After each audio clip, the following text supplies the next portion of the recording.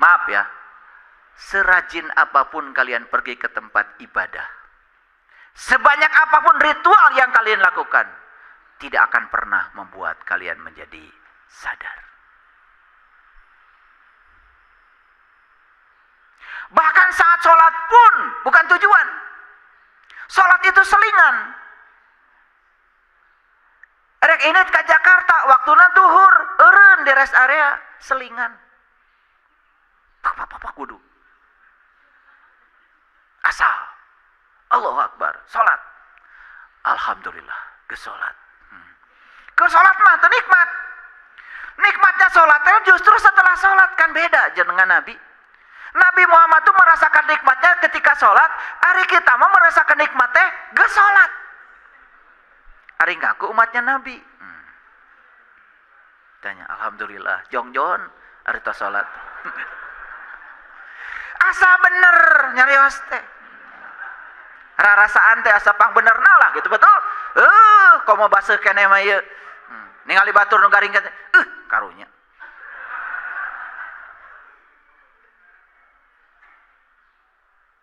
Gitu apa tidak? Ini saya cerita yang gampang-gampang dulu nih, supaya judul ini dimengerti. Paham ya? Nah, coba sekarang diubah setelah ini. Ketika duduk di sini, hadir di sini. Nikmati, rasakan semua sensasi di sini. Bisa melihat pohon itu mewah. Bisa melihat teman-teman hari ini ketemu tuh mewah. Karena siapa tahu besok gak ketemu mereka lagi. Aduh. Dan kita mengabaikan semua kemewahan karena pikiran kita terus bergerak ke masa depan. Kita marah, kita jengkel, bunyikan klakson, luar biasa. Dan saya bisa merasakan bunyi klakson itu adalah kemarahan. Nit. Udah.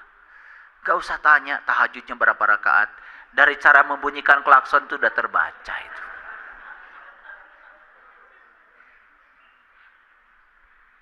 Padahal di depan kita tuh ada angkot. Angkot itu artinya adalah angkutan kota. Itu namanya transportasi publik. Artinya apa? Orang lain yang tidak punya sepeda motor, tidak punya mobil, naiknya angkot, hargai. Mereka juga punya hak untuk menggunakan jalan. Mereka adalah warga kita. Tapi kalau kita sudah di mobil, merasa kita paling gagah. Seakan-akan supir angkot itu hinanya kayak apa? Seakan-akan penumpang angkot tidak punya hak di ruang kosong ini. Hanya kita yang punya hak. Dan kita membunyikan klakson. Bagaimana kalau ibu-ibu yang tua itu kaget dengan klakson kita dan jatuh? Apakah Anda merasa berdosa dengan itu? Kita sudah kehilangan rasa sejak lama. Sudah mati rasa. Bahkan lucunya, kita parkir mobil di pinggir jalan. Jalan dengan sakit itu nak. Kita tidurnya nyak. Sementara orang lain kesulitan. Ketika ditanya, Bu, punten ieu mobil kagungan saha? Punten. Caroge abdi nuju tahajud.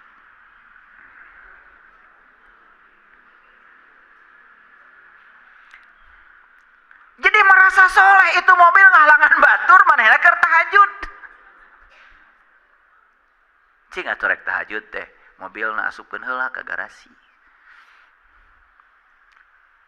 Ngerti maksud saya? Kan sebaiknya manusia itu yang berguna bagi orang lain, bukan berguna bagi diri sendiri. Karena agama itu adalah alat pertahanan diri untuk melindungi diri kita dari kejahatan kita sendiri. Kita sudah berbuat jahat loh pada diri kita.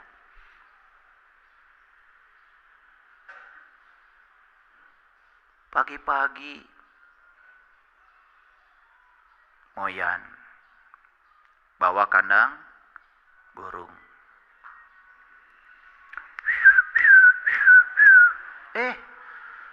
Burung saya luar biasa suaranya. Saya tanya, lagi apa tuh burung? Nyanyi pak. Ari maneh nyaho eta teh nyanyian atau napi doa? Kita sebut nyanyi, padahal sebetulnya si burung itu sedang doa. iraha ieu nu boga urang teh. Maotna cek manuk. Ame urang bisa hiber. Betul nggak? Dan kita mengatakan burung sedang nyanyi karena menurut persepsi pikiran kita, padahal si burung itu kernyarekan sebetulnya mah. Kurang ajar senemanya. Urang di kandangan kieu. Cing lepaskeun tuh urang teh geus bosan di dieu. Kitu sebetulnya.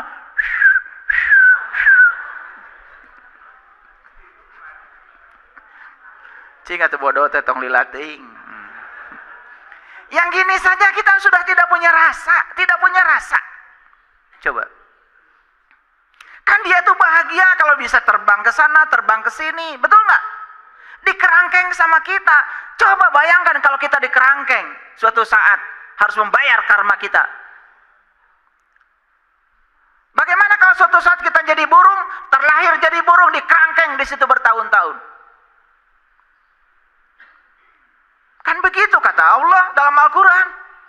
Mun mana nyiwit bakal diciwit, mana nyerikeun batur bakal dinyerikeun batur dengan cara yang sama.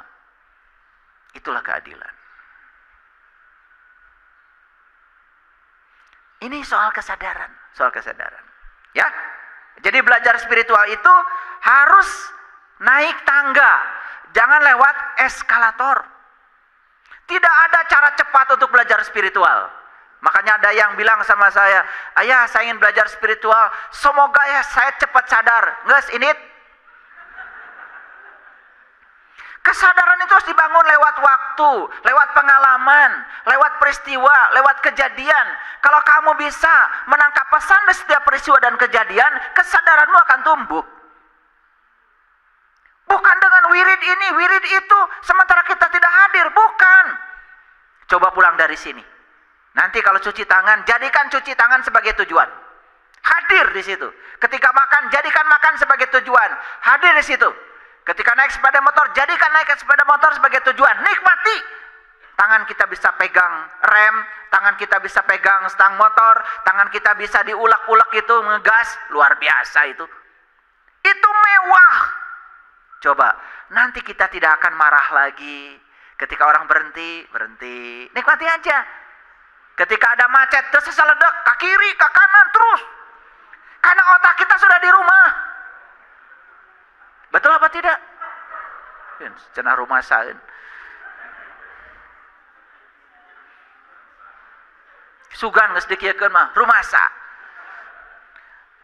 Mau ngaji di Miskatul Anwar sini, dari rumah otak sudah di sini. Buat apa kalian ngaji di sini? Ini ngaji kesadaran. Harusnya mulai sadar dari rumah. Gosok gigi, sadar. Bukan hanya ngaji ini. Gosok gigi, terima kasih ya Allah. Tangan saya hari ini masih bisa gosok gigi. Sementara banyak sekali saya melihat orang lain gosok gigi aja sudah tidak bisa. Kalau gigi kotor tidak digosok kan bau, cepat membusuk. Betul nggak? Ketika gigi digosok dari atas ke bawah, terima kasih. Tangan kita masih dari atas ke bawah bisa. Kita nyongkel-nyongkel yang nyelap di, terima kasih. Luar biasa. Saya tuh karena rumasa gigi saya mah tidak rata. Jadi gosok gigi itu agak lama, dicongkel-congkel. Kenapa? Saya tidak mau pergi ke sini itu ada yang nyelap di sini. Karena itu akan menjadi bakteri. Betul nggak? Makanya sampai sekarang gigi saya nggak ada yang bolong. Karena saya tukar. Saya gosok giginya bukan sebelum makan. Setelah makan baru gosok gigi. Kan kita kebalik-balik selama ini, betul nggak? Iya, karena ayah laguna tadi TK, bangun tidur, ku terus mandi, tidak lupa menggosok gigi, habis itu sarapan pagi, init ka sakola, nyarlap tah barolong huntuna. Betul nggak? Da teu mikir, da batur ge kitu. Betul apa tidak? Maaf ya, maaf. Ini saya hari ini pengen bergurau aja ceramahnya. Yang gampang-gampang nih soal kesadaran. Coba sekarang gosok gigi dengan kesadaran. Hadir di situ. Gosok gigi adalah tujuan saya. Mandi juga tujuan saya. Aduh, saya kalau mandi itu tangan ngambil sabun itu kemudian saya satu-satu saya berterima kasih pada tangan saya. Terima kasih tangan, keren. Sehat ya, sehat. Sabunin. Tangan kiri, keren. Sampai ke kaki, ke ujungnya, terus semuanya. Sambil digosokin sama sabun itu, saya sambil berterima kasih pada semuanya.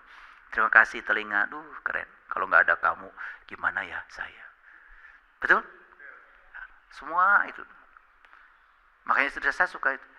Kok lama sekali?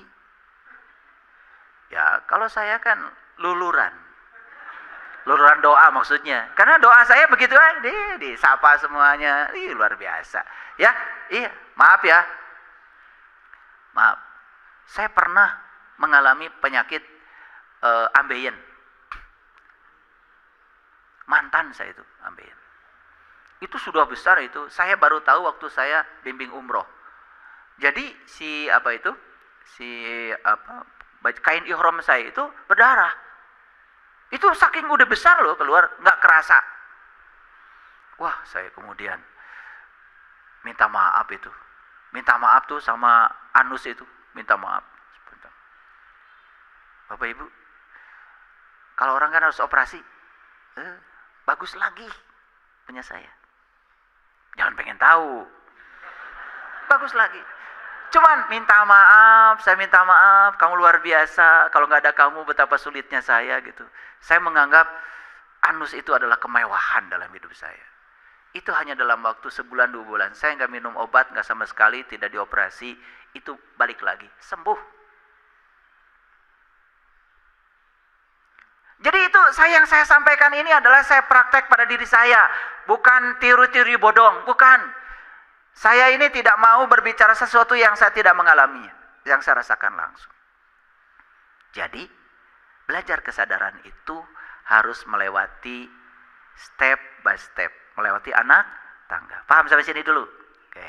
Jadi mulai sekarang, gosok gigi hadir. Ketika mandi, hadir. Ketika bisa pakai anduk itu, hadir. Jadikan semua kegiatan itu tujuan, bukan sarana mencapai tujuan. Saksikan saya. Suatu saat kalian bisa menangis itu. Lagi pakai handuk saja saya bisa menangis. Kenapa? Saya pernah menyaksikan orang sulit sekali karena sudah terkena gangguan stroke tangannya, boro-boro pakai anduk. Masukkan kancing ke lubang kancingnya saja merupakan sesuatu yang sulit. Dan sekarang kita mewah. Memasukkan kancing ke lubang kancing itu luar biasa loh. Betul apa tidak? Tapi disadari? Tidak. Karena pikiran kita terus bergerak ke depan. Pakai baju bukan tujuan. Coba pakai baju itu tujuan. Keren. Nah sekarang semua tujuan hidup adalah hidup itu sendiri. Ulangi ya. Semua tujuan hidup adalah hidup itu sendiri. Hadir di sini saat ini sekarang. Rasakan nanti. Karena ini adalah kuliah kesadaran, nanti Bapak Ibu akan mengalami peningkatan kesadaran yang luar biasa. Semua akan terlihat menjadi indah. Percaya sama saya. Bahkan saat kita sudah berhadapan dengan nasi pun, mungkin kita akan terdiam sejenak. Luar biasa. Bagaimana ya Allah menumbuhkan padi ini? Bagaimana padi ini bisa sampai ke tangan saya? Berapa ribu orang yang terlibat untuk menghadirkan satu piring nasi ini? Kalian bisa menangis. Dan setelah itu tidak mau lagi merendahkan orang lain. Makanya kalau habis makan itu harus ke siapa ya? Saya mengembalikan kebaikan saya ini. Karena saya tidak tahu yang nanam padi siapa, yang nanam tomat siapa, yang nanam jagung siapa, saya nggak tahu. Makanya karena saya tidak tahu ya sudah, siapapun orang yang bertemu dengan saya harus saya bahagiakan. Itu aja. Itu untuk mengembalikan hutang budi saya kepada mereka semua. Makanya kalau saya habis makan itu, aduh tanggung jawabnya luar biasa. Boro-boro merendahkan orang, boro-boro membenci orang, boro-boro menghujat orang. Ya, hutang budi yang sudah saya makan aja, apalagi kepada Allah ya. Habis kita makan semua dimasukkan, Allah urus semuanya. Ya, ini bagian buat tulang, ini bagian buat darah, ini buat daging, ini, buat itu, dibagi sama Allah ke semua anggota tubuh kita tanpa kita tahu. Masih mencari Allah di luar diri kita. Sebegitunya Allah tegak berdiri mengurusi semua kebutuhan kita sendiri. Cuman kita selama ini tidak sadar. Sekarang tapaki semua perjalanan hidup ini dengan kesadaran. Siap? Oke. Kalau siap saya akan masuk lebih dalam. Yuk lihat sini semuanya. Makanya Quran mengatakan, ya ayyuhallazina amanu lima taquluna ma la taf'alun. Ini Quran surat Asy-Syaff. Syaf itu sudah jadi sufi. Makanya sufi itu orang yang berada di barisan terdepan di hadapan Tuhan. Karena dia itu bisa berhadapan dengan dia setiap saat. Kemana pun dia memalingkan wajah, tidak ada yang lain kecuali wajahnya. Itu sufi. Sudah berkesadaran. Ya ayyuhallazina amanu, siapa yang dihaikan di ayat ini? Orang beriman bukan? Siapa orang beriman? Yang sudah tidak tertutup lagi bukan? Kan tadi kafir itu artinya tertutup. Sudah jadi bahasa Inggris kafir, itu dari bahasa Arab. Sudah jadi bahasa sepak bola kiper, itu dari kafir. Jadi kalau kafir yang tertutup berarti iman artinya apa? Terbuka. Makanya ciri orang yang beriman itu terbuka. Terbuka rasanya, bisa merasakan penderitaan orang lain. Terbuka otaknya, bisa menerima ilmu dari siapapun. Terbuka ampunannya, bisa memaafkan siapapun. Gitu. Buat apa kalian marah?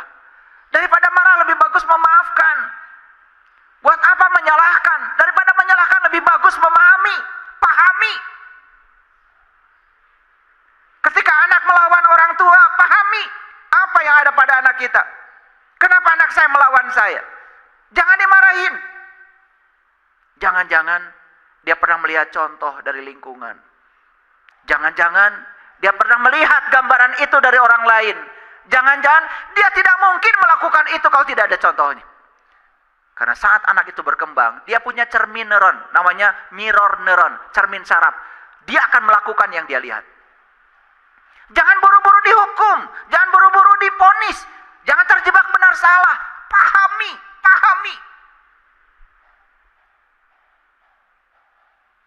Maaf. Kenapa suami saya kok tidak sayang lagi pada saya? Pahami. Jangan marah dulu. Ada apa yang salah dengan saya? Jangan-jangan pelayanan saya tidak bagus. Jangan-jangan saya terlalu cerewet. Jangan-jangan saya terlalu memiliki. Jangan-jangan saya terlalu melekat. Jangan-jangan saya tidak membuat nyaman. Rubah diri kita. Kita tuh sudah terbiasa merubah orang lain di luar diri kita. Dan kita lupa merubah diri kita sendiri. Betul? Yuk lihat ayat ini. Siapa yang dihaikan? Orang beriman. Siapa orang beriman? Orang yang sudah terbuka. Orang yang sudah sadar. Orang yang sudah hadir di sini saat ini sekarang. Merasakan kehadiran Allah setiap saat di ruang dan waktu. Tempo hari di Cikole, saya ajarkan meditasi berjalan. Meditasi berjalan. Nangis semua. Padahal kalian berjalan tiap hari. Betul? Cuman saat berjalan saya bawa ke kesadaran. Saya bilang, angkat, ayunkan, tumpukan. Angkat, ayunkan, tumpukan. Rasakan ketika kamu sedang mengangkat. Rasakan ketika kaki sedang mengayun. Rasakan ketika kaki sedang menumpuk ke tanah. Rasakan, hadirlah di situ satu. Nangis semua. Sampai pada habis meditasi kemudian semua pada ngerubutin saya. Ayah, saya berjalan tiap hari tapi tanpa kesadaran. Dan hari ini saya berjalan dengan kesadaran, saya menangis. Lalu semuanya berterima kasih. Terima kasih kaki. Kamu hebat. Kamu mengantar kemanapun saya mau. Saya sudah jalan-jalan ke luar negeri.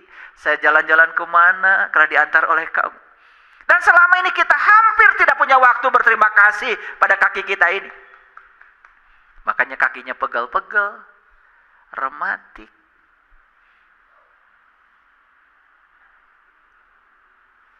Betul atau tidak? Duduk sedikit, begitu bangun cara rangkel. Nyalahkeun we dareun. Betul enggak? Betul? Emang yang paling gampang mah nyalahkeun batur. Pernah enggak ditata ditatap nih, kaki ini ditatap gitu. Saya kalau habis mandi kemudian dikasih lotion. Dikasih lotion sampai ujung sini. Tatap. Nggak ada roromehin saya. Nggak ada. Karena saya tatap, saya usap-usap, saya kasih lotion. Kamu keren ya, terima kasih. Kamu tadi sudah membawa saya olahraga sampai saya keringetan. Kamu tadi sudah membawa saya treadmill 7 kilo. Keren kamu, keren. Luar biasa. Ini sekarang dia juga dengar saya bicara begini. Itu sampai dikasih lotion loh. Lotion. Gitu nggak? Boro-boro. Terus pikiran kita bergerak. Sampai kita melupakan sang kehadiran pada diri kita. Coba, ketika kita sedang usap-usap kaki. Lebih dalam lagi. Rasakan medan energi lembut yang mengalir dalam kaki. Sang kehadiran, sang keberadaan. Dia meliputi seluruh sel dalam tubuh kita. Dia urusi semua sel dalam tubuh kita. Bahkan terluka sedikit saja besok sudah dibereskan sama dia. Masih mencari Tuhan di luar dirimu. Itu saya juga tidak mengerti. Kenapa ya? Sulit sekali menyadarkan kita, karena kita itu selalu menganggap Tuhan itu di depan kita. Tuhan tidak bersama kita. Atau Tuhan jauh di sana, dirayu-rayu oleh kita, supaya dia mengikuti segala maunya kita. Itu saja selama ini. Kehadirannya dalam diri kita, sama sekali kita abaikan. Ya, tadi malam saya ngajarkan teman-teman olah nafas. Coba. Nih saya kasih tahu ya. Orang menciptakan mobil, menciptakan laptop, menciptakan kamera, itu napasnya nggak diolah. Cuman masuk, keluar, masuk. Dengan napas biasa saja, orang bisa canggih seperti itu. Bagaimana ya kalau napas diolah? Jadi saya ajarkan bagaimana menghidupkan pineal gland di sana. Bagaimana pineal gland bercahaya. Saya kasih meditasi, mindfulness tingkat tinggi itu. Leluhur kita tuh keren ilmunya. Udah sampai di situ. Bagaimana supaya ini terang benderang? Saya kasih meditasinya. Nangis. Oh, selama ini saya mengabaikan nafas. Yuk, saya bimbing. Ketika nafas masuk itu, bukankah sang hidup itu sedang mengisi rumah ciptanya sendiri? Dan saat itu kita bisa ngobrol sama beliau. Dan saat nafas keluar, bukankah semua yang diobrolkan pada beliau itu dibawa ke ruang kehidupan menjadi realitas? Sadar nggak? Itu nafas masuk keluar sampai tidak disadari. Terus aja ngejar duit segede pintu. Maaf ya. Kita ini tiap hari terburu-buru terus hidupnya. Luar biasa. Siapa yang dihaikan di sini? Orang beriman. Ini lihat kata-kata Allah. Lima takuluna mala taf'alun. Janganlah kau mengatakan sesuatu yang kamu tidak kerjakan.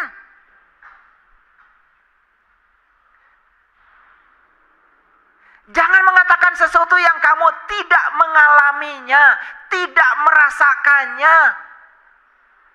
Paham maksud saya?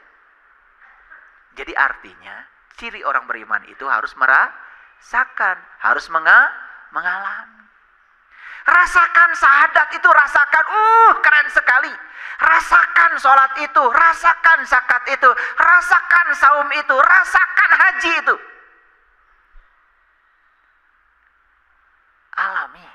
Alami.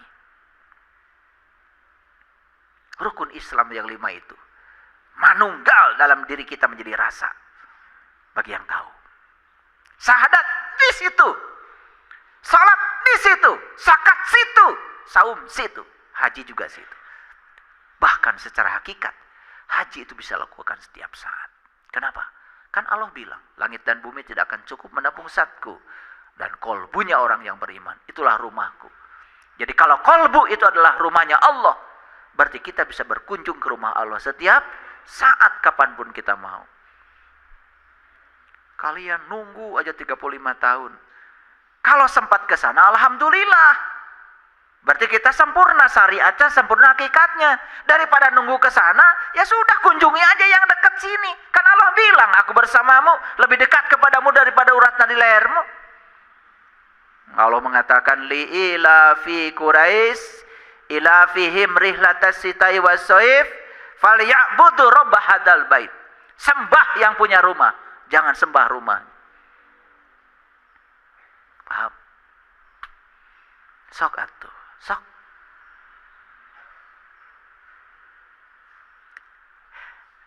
Mengerti pesan ayat ini? Dan ternyata yang bisa menceritakan sesuatu yang dialami hanya orang beriman. Kalau tidak punya iman, tidak bisa menceritakan sesuatu pada orang lain. Dia belum mengalami. Rukun iman ada 6. Iman sama Allah, alami. Iman sama malaikat, alami. Cari malaikat itu yang mana. Jangan cukup, oh malaikat makhluk yang terbuat dari cahaya. Emang kita bukan dari cahaya? Bukankah ruh itu juga cahaya yang ditiupkan Allah pada diri kita? Tuh kan. Kalau dalam ngajinya kan nanti ketemu. Iman pada kitab, iman pada rasul, iman pada qada dan qadar, iman pada hari kebangkitan. Kapan kita mau bangkit? Saya tanya. Kata bangkit dipakai oleh orang yang sukses atau orang yang sedang bangkrut? Jawab dulu. Kata bangkit selama ini dipakai untuk orang yang sukses atau bangkrut? Betul? Jadi kalau gitu yang mengalami hari kebangkitan itu siapa? Yang sukses atau yang bangkrut? Yang sadar atau yang tidak sadar? Nah itu. Kalau kita tidak sadar hari ini, sok bangkit, ayeuna, hari kebangkitan. Kalau kita bangkrut, usaha teu jalan, maaf ya. Duit teu boga, budak teu sakola, nyalapar, bangkit atuh. Nah kita tuh terus aja nunjuk kiamat yang nanti buat teu kabagian. Nu bakal kabagian we ayeuna, betul enggak? Paham maksud saya? Tabungan begitu masuk kartu saldo tidak cukup. Bangkit atuh. Tambahan deui saldona. Betul enggak? Jadi hari kebangkitan itu, kata-kata bangkit itu cocok buat orang yang sedang terpuruk. Ketika sedang terpuruk, bangkit. Karena orang yang sedang bangkit tidak mungkin disuruh bangkit. Makanya hari kebangkitan itu sebetulnya cocok buat diri-diri kita. Oh, saya hari ini belum tahu. Saya pengen tahu, bangkit. Oh, saya sekarang tahu. Kalau saya tidak tahu, bangkit. Oh, sholat saya selama ini ngador. Begitu Allahu Akbar, brai we. Segala kepikiran. Bangkit atuh rek ira sholat khusuna. Kapan akimis sholat ali zikri itu akan dicapai oleh kita? Bangkit. Ya lihat saya semuanya. Jadi bangkit itu cocok buat orang yang menyadari kalau dia sedang terpuruk. Terpuruk dalam spiritual, bangkit. Terpuruk dalam ekonomi, bangkit. Rumah tangga ancur-ancuran, banyak konflik, bangkit. Kira-kira kita yang di sini bagus nggak kalau bangkit? Nah, iya. Sebetulnya saya malas nanya juga. Ya memang ini sedang terpuruk. Makanya cocok kan bangkit? Iya. Gak usah nunggu nanti. Nanti mah kumangke we. Karena hidup itu hari ini, di sini sekarang. Makanya kalau mau bangkit jangan nunggu nanti, sekarang. Nih saya kasih tahu. 5 hal kan yang tidak boleh kita lakukan dalam hidup. 1, jangan mengatakan saya tidak bisa. 2, jangan mengatakan tidak mungkin. 3, jangan mengatakan saya sudah tahu. 4, jangan pernah mengatakan nanti saja. 4 larangan kalau bagi saya. Maka saya tidak pernah mengatakan saya tidak bisa. Kenapa? La haula wala quwata illa billah. Saya bersama Allah yang maha segalanya. Kalau bersama dengan dia, apa yang dia tidak bisa? Bismillah, hadirkan Allah dalam diri kita. Apa yang dia tidak bisa? Yang kedua, jangan berkata tidak mungkin. Begitu kita berkata tidak mungkin, tidak ada keajaiban dalam hidup kita. Karena keajaiban hanya bagi mereka yang selalu berpikir mungkin. Rumah bagus, pasti saya punya. Mobil bagus, pasti saya punya. Makanya orang yang optimis, mobil can boga oge, geus nyieun garasi. Kalian tertawa, ini dianggap banyolan, ini diajarkan dalam psikologi. Baca buku The Secret yang ditulis oleh Rhonda, baca buku The Power, The Hero. Itu diajarkan. CEO tingkat dunia itu bermula dari latihan yang semacam itu. Jadi saya di rumah, ya, saya ingin punya kaos-kaos, baju-baju yang bagus, yang branded, yang bermerek. Duitnya belum ada, lemarinya udah ada. Nih, buat polo sini, buat ini di sini, buat ini. Ada yang ngisi, ada yang ngisi. Sampai sekarang, kalau saya ulang tahun, sepatu yang ulang tahun 2 tahun yang lalu, jangan pakai. Karena kita menyediakan ruang, cara itu bukan wilayah kita. Biarkan semesta yang memikirkan caranya. Hebat sebetulnya. Makanya saya bilang, hidup itu menakjubkan kalau tahu ilmunya. Saya senang jazz. Ada yang ngasih. Mau nggak kira-kira? Oh, so tahu kalian itu. Yang tahu itu yang ngasih. Gimana sih, baru aja diajarkan barusan sudah salah lagi. Mahal, murah. Boro-boro kalian, saya aja nggak tahu. Taunya saya pakai aja, nggak mikirin harga. Baru aja ditanya begitu, udah salah lagi. Nah itulah, kadang-kadang kita tidak sadar. Kita ini sudah lama kadang-kadang sok tahu. Betul nggak? Menilai, menghakimi, memberi pendapat, seakan-akan kita yang paling tahu. Betul nggak? Iya. Stop. Yang paling tahu diri kita sendiri kok. Paham? Nah, lanjut. Jadi orang beriman itu tidak boleh mengatakan sesuatu yang dia tidak mengalaminya. Gak usah kalian cerita, oh nanti di dalam kuburan begini. Can paeh maneh oge.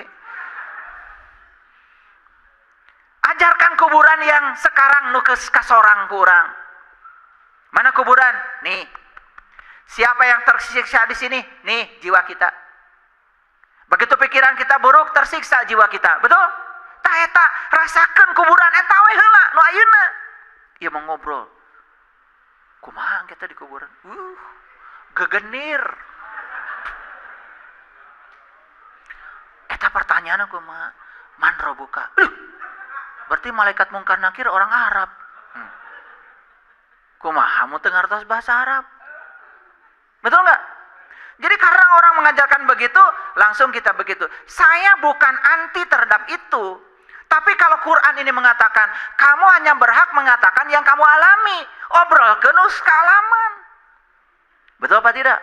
Kan kuburan itu macan kealaman. Das aja kalau ditanya nih, mentang-mentang saya guru ngaji gitu, ditanya segala jawab, enggak. Kalau ditanya, ada yang nanya sama saya, ayah, nanti di kuburan tuh gimana? Teuing.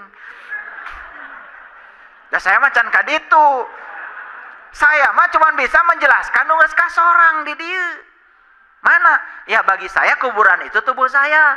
Yang terkurung di sini jiwa saya. Nah itu tuh sedang terkubur. Man robuka di dieu kata saya mah.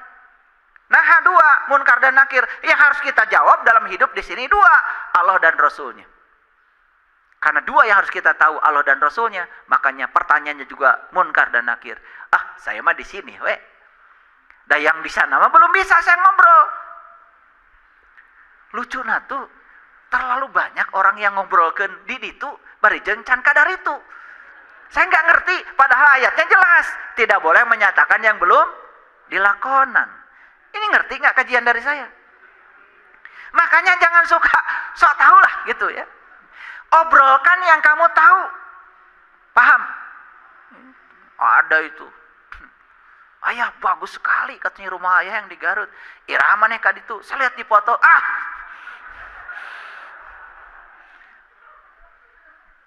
Foto mah diedit. Eta teh bilik padahal sebetulnya mah diedit make tembok.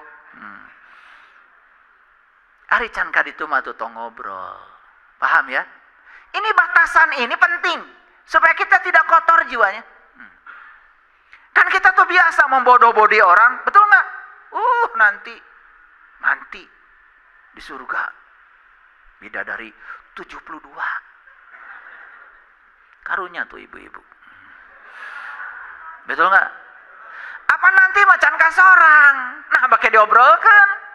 Yang hanya bisa kita obrolkan tuh yang sudah teralami. Paham? Paham? So, sekarang mulai batasi coba. Obrolkan yang kita sudah alami. Ih, keren coba. Mulai bersih tuh pikiran. Jiwa kita juga mulai sedikit bohong itu jadi dikurangan. Ya, cing tong raresep teh atuh kanu bohong teh. Kaburo maktan indallah. Awas. Bukan Allah marah besar, dah Allah mah tara amek. Tidak ada di dalam Asmaul Husna Allah Maha marah, tidak ada. Atau Allah Maha marah berarti Allah teh baperan. Kan kita kadang-kadang sok ngahina ka Allah teh betulnya. Lamun urang sae ka Allah, Allah bakal sae ka urang. Lamun urang teu sae ka Allah, tah dikutuk, diazab. Allah teh tersinggungan. Cenah Maha Pengasih, Maha Penyayang. Kita tidak akan dikutuk oleh Allah. Kita hanya akan dikutuk oleh perbuatan kita sendiri. Karena Allah menciptakan alam semesta berdasarkan hukum sebab akibat. Sebab baik menimbulkan akibat baik. Sebab buruk menimbulkan akibat buruk. Gitu aja. Sederhana kok. Kan Allah Maha Welas Masih. Kartos. Nah, kabura maktan indallah. Jadi artinya Allah nggak ridho kalau kita membicarakan sesuatu yang kita tidak melakukannya. Tidak mengalaminya. Stop ya, mulai sekarang ya. Tong sok ngabobodo ka budak teh. Jang gara ngaos. Nah, apa make ngaos? Pahala. Jaga, ujang teh bakal menang pahala di akhirat. Lieureun atuh budak. Nu hiji jaga, nu kadua pahala. Ari pahala teh kan ditanya deui ku budak urang teh, "Pak, ari pahala teh naon?" Urang ge teh nyaho.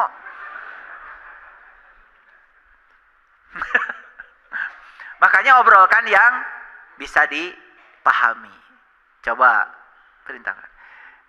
Sing menang wudu maneh teh. Nah, apa bagian? Bersih. Bersih, banget maneh bersih. Gitu, cahayaan, gitu kan? Kan kulit itu perlu air. Gitu, ya. Yang sederhana dulu, jangan langsung dikaitkan dengan pahala. Sederhana dulu. Coba.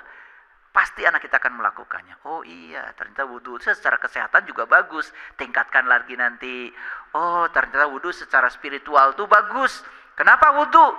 Ternyata Nabi Muhammad mengajarkan walaupun yang nempel di wajah ini air biasa. Tapi kan Nabi Muhammad mengajarkan putihkan wajahku dengan cahayamu. Kan keren tuh. Tingkatkan pelan-pelan aja. Sesuai dengan tahap perkembangan mereka. Sehingga mereka bisa memahami agama itu keren. Paham? Ya. Oh, kita lanjutkan. Lihat sini semuanya. Ada pohon apa itu? Pohon kelapa. Yang sebelah kanan? Pohon apa tuh? Duren. Ya salah saya, gambarnya kurang besar. Ya, bukan salah kalian. Yang ini pohon kelapa, ini pohon duren. Kira-kira berapa tahun itu, ya? Dia itu bisa berbuah duren. Mulai waspada ya. Pertanyaan saya jebakan sebetulnya, ya. Saya juga nggak tahu. Ini saya ambil dari YouTube ini, tapi Pak Amitan dulu, saya minta maaf ini ya, diambil gambarnya.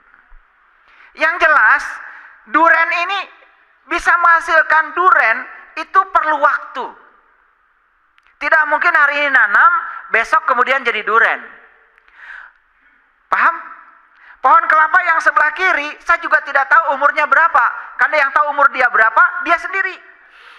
Yang jelas, dia tuh sampai berbuah kelapa serimbun itu perlu waktu. Setuju? Oke. Siapa yang menumbuhkan ini? Jelas, dia sang Maha Pencipta, sang kehadiran. yang kehadirannya sudah cukup membuat ini tumbuh. Dan yang luar biasanya, alam ini mengajarkan kepada kita, jangan terburu-buru, jangan terburu-buru, jangan terburu-buru, nanti juga sampai. Jadi saya ingin membandingkan saja dengan manusia yang mengatakan dirinya makhluk paling mulia, yang selalu terburu-buru, hayang gancang bisa, hayang gancang benghar, ari gawe mung. Tidak lebih mulia daripada pohon ini. Coba perhatikan keluar ke sana. Lihat semua di sana. Di sana ada pohon mangga. Hidup nggak sekarang pohon mangga? Berubah nggak pohon mangga sekarang? Kelihatan perubahannya? Nggak kelihatan. Saking lembutnya Allah bekerja sampai perubahannya nggak kelihatan. Baru kita bisa melihat dalam kurun waktu yang panjang. Setahun, 2 tahun, loh, geus buahan dah. Tuh. Betul? Apa yang kita bisa petik dari sini? Ini sesuai dengan judul yang saya sampaikan. Jangan belajar spiritual, belajar kesadaran, naik eskalator. Itu bukan jalan kita. Lewat anak tangga. Nikmati setiap momen kehidupan, tangkap setiap pesannya. Yang enak akan ditinggalkan, yang gak enak akan ditinggalkan. Yang akan kita bawa adalah pesan dari enak, pesan dari tidak enak. Pelajaran apa yang bisa membuat kita menjadi dewasa? Kedewasaan jiwa itulah yang akan menyelamatkan kita.